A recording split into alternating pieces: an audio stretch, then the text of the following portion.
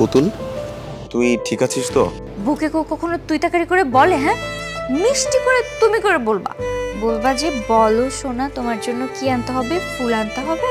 তুমি আমার জন্য ফুল নিয়ে আসতে বলেছো, আমি অবশ্যই নিয়ে আসবো। আজকে থেকে আর তুই করে বলবো না, শুধু তুমি। তুমি বলো তোমার কি ফুল পছন্দ, আমি তোমার জন্য দোকানের সবগুলো ফুল তুলে নিয়ে আসবো, কিনে নিয়ে আসবো, ঠিক আছে? জীবন,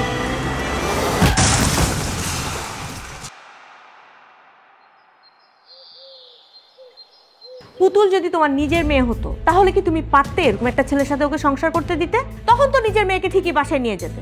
আমার ছেলের যদি অ্যাক্সিডেন্ট না হয় তোর মেয়েটার হতো, আমি কি ওকে বাড়ি থেকে বের করে দিতাম? সেটা তো দিতাম না। তখন দেখা যেত কি করতে। আমি এত কিছু বুঝি না বাবা, আমার মেয়েকে আমি কোনো পঙ্গু ছেলের সাথে সংসার করতে দিব না। হ্যাঁ, তুই এত কঠিন হয়ে কথা বলিস কেন বলতো? জীবন শুনতে পাচ্ছে তো। জীবন শুনতে পাচ্ছে বলে কি আমি সত্যি কথাগুলো বলবো না? 2 মাস হয়ে গেল অ্যাক্সিডেন্ট হয়েছে, ও তো নিজের পায়ে সোজা হয়ে হাঁটতেই পারে না। ডাক্তার তো বলেছে ও হাঁটতে পারবে না।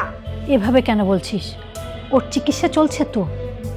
আপা, দুলাভাই মারা যাওয়ার পর জীবনের ইনকামে সংসারটা চলছিল, এখন তো জীবনের ইনকামও নাই। আমার মেয়ে কি তাহলে না খেয়ে থাকবে? না খেয়ে থাকবে কেন? আমরা খেলে পুতুলও খাবে। এটা নিয়ে কেন তুই ভাবছিস? একটা না একটা ব্যবস্থা হবে তো। আমি এত কিছু বুঝি না, আমার মেয়ে এখানে থাকবে না, ব্যাস এটাই আমার ফাইনাল কথা। পুতুল, তোমাকে একটা কথা বলবো। বলো। বলছি যে তুমি তোমার মায়ের সাথে তোমার বাড়ি ফিরে যাও। আমার সাথে থেকে তোমার জীবনটা নষ্ট করার কোনো মানে হয় না। তুমি নতুনভাবে সবকিছু শুরু করো। আর কিছু?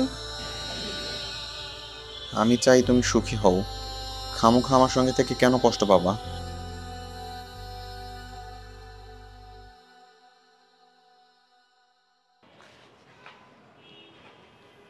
আমার কষ্ট হলো, আমি এখানেই থাকবো। দরকার হলে আমি চাকরি করব, আমি এই সংসারের দায়িত্ব নিব। তোমার কোনো সমস্যা? এসব কি বলছো তুমি? ঠিকই বলছি। এতদিন বুঝি নাই সংসার জীবন কি। এখন হয়তো আমি ঠিকভাবে বুঝি না, কিন্তু আমি এতটুকু জানি আমি তোমাকে ছেড়ে থাকতে পারবো না। তোমাকে ছেড়ে আমি যাওয়ার কথা ভাবতেও পারি না। তাই বলে এখন তুমি চাকরি করবে? তুমি জানো এই বাজারে চাকরি পাওয়া কতটা মুশকিল? হ্যাঁ জানি, কিন্তু আমার বান্ধবীর ভাইয়ের অফিসে কথা চলছে, আশা করছি চাকরিটা হয়ে যাবে আমার। তুমি প্লিজ চিন্তা করো না। পুতুল চল, এখানে আর থাকতে হবে না, চল বাসায় গিয়ে ডিভোর্স লেটার পাঠিয়ে দিব। না মা, আমি এখান থেকে যাচ্ছি না। যাবি না মানে? এখানে তুই কাদের সাথে থাকবি? তুই কি না খেয়ে মরতে চাস? আমি না খেয়ে মরবো না মা, আমি এখন থেকে এই সংসারের দায়িত্ব নেব, আমি চাকরি করব। বড় বড় লেকচার দিস না পুতুল, জীবন কোনো ছেলে খেলা না, জীবন অনেক কঠিন জিনিস। আমি জানি মা, কিন্তু আমার অসুস্থ স্বামীকে ফেলে রেখে অন্য পুরুষের হাত ধরবো যে এই শিক্ষাও তো আমি পাই নাই।